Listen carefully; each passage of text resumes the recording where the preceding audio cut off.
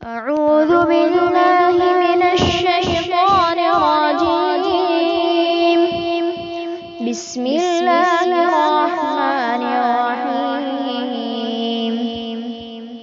ويسألونك عن ذي القرنين قل سأتلو عليكم منه ذكرا.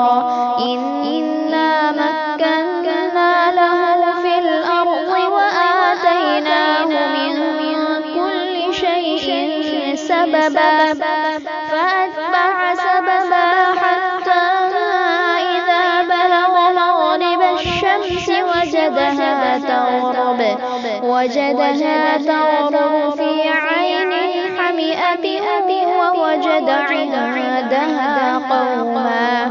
قلنا يا ذا القرنين إما أن تعذب وإما أن تتخذ فيهم حسنا.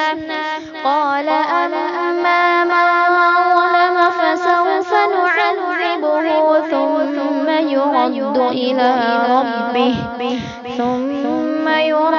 إلى ربه فيعذبه عذابا نكرا.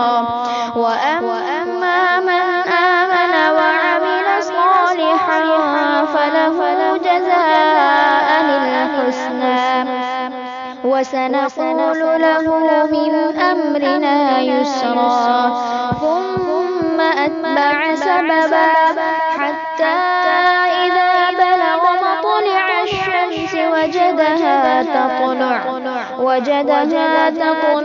على قوم لم نجعل لهم من دونها سترا.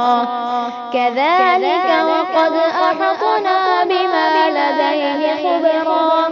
ثم أتبع سببا حتى إذا بلغ بين السدين وجد من دونهما قوما لا يكادون يفقهون قولا. قالوا يا ذا القرنين إن يأجوج ومأجوج مفسدون في الأرض فهل نجعل لك خرجا على أن تجعل بيننا وبينهم سدا.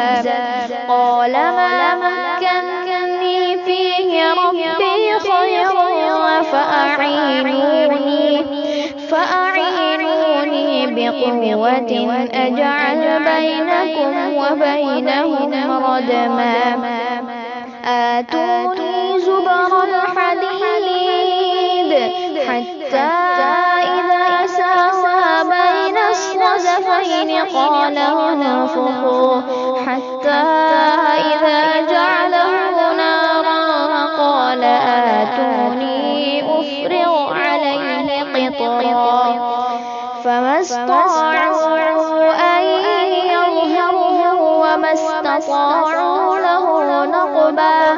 قال هذا رحمة من ربي فإذا جاء وعد ربي جعله دكا وكان وعد ربي حقا.